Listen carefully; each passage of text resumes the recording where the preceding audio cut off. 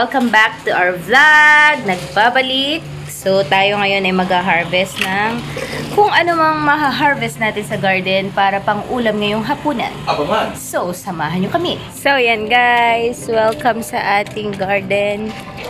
Mag-harvest tayo ngayon. Ano bang maha-harvest natin? Oh! Maraming hinog na kamatis at sili. Na-harvest natin guys. Samahan nyo kami mag-harvest ng hapunan. Tara! So, ito guys, mag-harvest tayo ng kamatis. Natutuyo na yung puno ng kamatis. So, baka hindi na rin ito healthy kasi ngayon, yan yung mga harvest natin. Kunin na natin. Siguro guys, kasi hindi ako nakapaglagay ng mga fertilizer kaya nagiging ganito yung ating kamatis. Pero ganun pa man, i-harvest na natin kasi matutuyo na siya. So yan guys.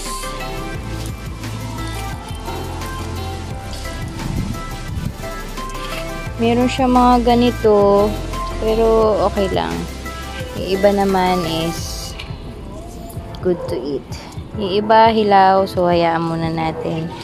Ito guys, yung bago nating tanim. Meron tayong sitaw. Yan, hanggang doon. Ang dami nating sitaw guys. Tapos, ito na yung yan, kunin na rin natin to. Hindi kasi baka unahan pa tayo ng uod eh. Baka unahan ako guys ng uod. Ayan. So, ito na yung harvest natin ng kamatis, guys. Malago na rin yung ating ito yung mani, guys. Meron na rin siya mga bunga, pero hindi pa time to harvest. Mga November pa siya. Kasi 4 months daw yan. Ito, guys, sili. Harvest tayo ng sili, guys. Sili.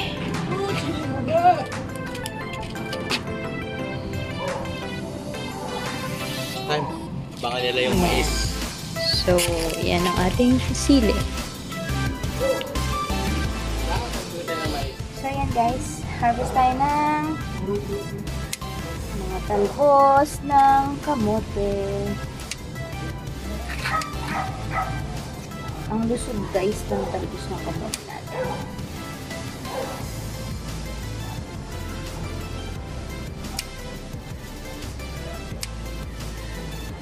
Beans. Tapos, tingnan natin guys. Ang talbos daw kasi guys, the more na tinatalbosan mo, the more na maraming uos mo. Panibagong talbos. Ayan, ito. Minarvisan natin ito na nakaraan. Meron na naman. Guys. Makulit, no? Tubo ng tubo. Pwede good nga kasi, ito pa. Ini-invade mo na. Anong gagawin mo sa kamatis? Patay na yata eh. Oo, papalitan na natin. Tapos na ang season ng kamatis. Guys. Niyog naman. Ay, may paparating tayong niyog. Yan, talbos. Talbos. Ay, may ugat na nga.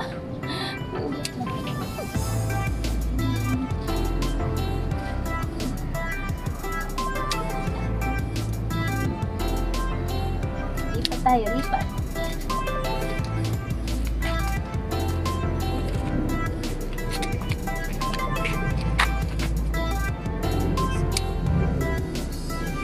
Ito guys, sa gilid marami na eh.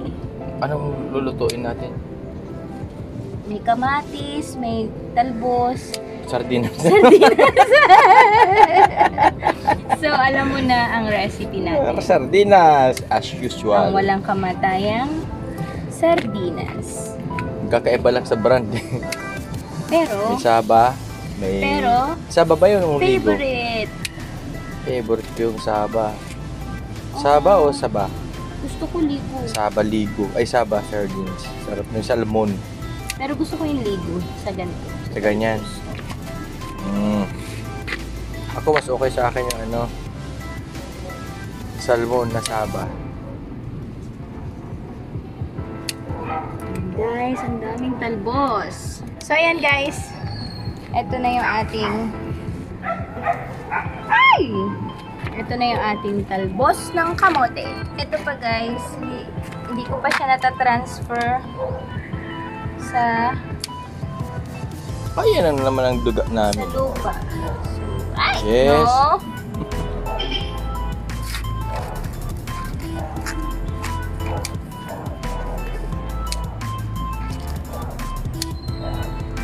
Yan ang talong.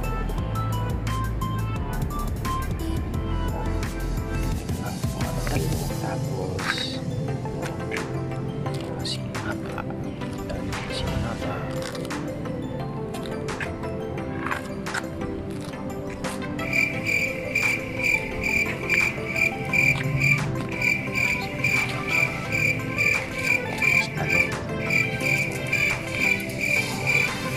Ang talong.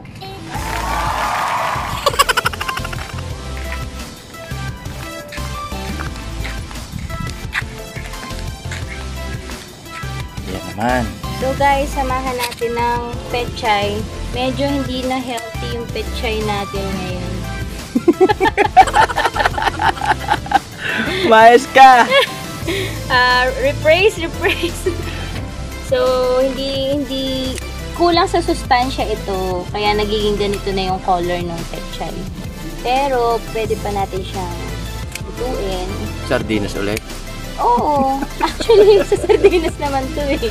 Yan na natin sa sardinas. So, yan po ang ulam namin ngayong hapon. Alam nyo na pa, nag-harvest ng Alam niyo, talbos, nag-harvest kami ng kamatis, tsaka pechay. Kasunod niyan, sardinas. sardinas.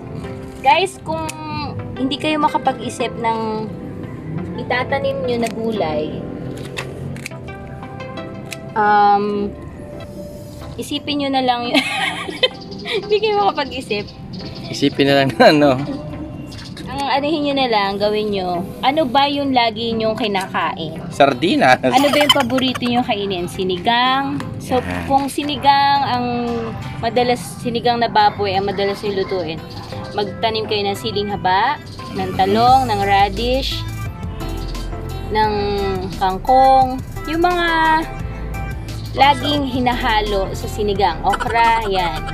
Kung mahilig naman kayo sa mga ginisa, o pwede rin sa sinigang, yung sinigang na isda naman yung mustasa, or kung mahilig naman kayo sa mga ginataan, itong dahon ng gabi, yan, tanim kayo na yun sa laing, yan, pako, pwede rin.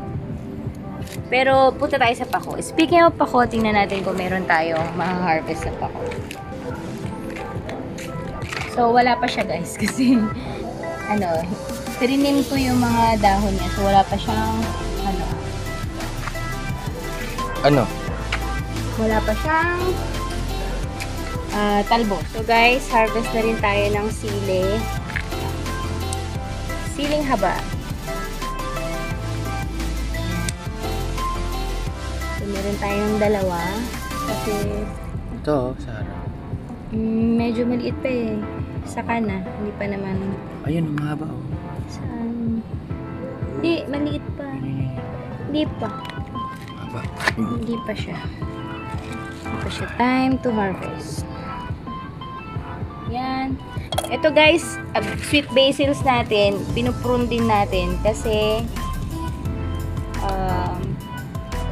para mas lumago pa siya, mas gusto yan ng sweet basils. Yan. So, marami na tayong green leafy vegetable. Mga 3 lata ng sardinas na po yan. Actually guys, masarap itong sweet basil sa sardinas. Try nyo. Saka sa itlog. Yan, the best. Tapos guys, kung napansin nyo, ang dami ko namang hina-harvest na sweet basils. Ang ginagawa ko guys, Chinachop ko na siya. Tapos, nilalagay ko siya sa freezer. Pinipreserve ko siya, nilalagay ko siya sa ziplock. Tapos, pag may lulutuin ako na kailangan ko ng sweet basils, like yung butter garlic shrimp, nilalagyan ko siya ng sweet basils. Kukuha lang ako ng na-chop ko na dun sa freezer. And then, ihahalo ko na siya sa butter garlic shrimp. Ang sarap. So, dito tayo, guys. Marami pa dito. Yan. So, bakit natin pinuprune? Kasi nga, mas lumalago si sweet basil pag pinuprune. So, kung ako sa inyo, i-prune nyo yung sweet basils nyo. Bango. Para lumago. Ayan guys, ang dami ko na harvest. So, pwede rin tayong gumawa ng pesto sauce gamit ang sweet basils. Madali lang siya guys gawin. I-blender nyo lang ito. Lagyan nyo ng olive oil. So, ayan guys. Ang dami nating harvest ngayon ng sweet basils. So, ano bang gagawin natin sa sweet basil? I-preserve natin siya. Pwede tayong gumawa ng pesto sauce using yung dahon na sweet basils. So, madali lang siya guys. Pwede kayong mag-search sa YouTube kung paano gumawa ng pesto sauce. Basta ako ginagawa ko, pinipreserve ko na siya. Chinachop ko na siya. Tapos, nilalagay ko na siya sa freezer para ma-preserve ko siya. Para hindi masayang. So, kahit nag-harvest ako ng ganito karami na sweet basils, hindi siya nasasayang. Yan. So, we have lots of greens na. Meron tayong talbos ng kamote, meron tayong pechay, meron tayong siling haba, meron tayong siling pula, labuyo, and then meron din tayong kamatis. So, ready na talaga ang ginisang sardinas natin. So, yan guys, alam nyo na ang hapunan ng Borja family. Ginisang sardinas. So, ayan guys. Thank you for watching. And kung bago lang kayo, please like and subscribe. And sana magustuhan nyo yung video namin for today. And see you guys sa susunod na video. Thank you. God bless. Bye-bye.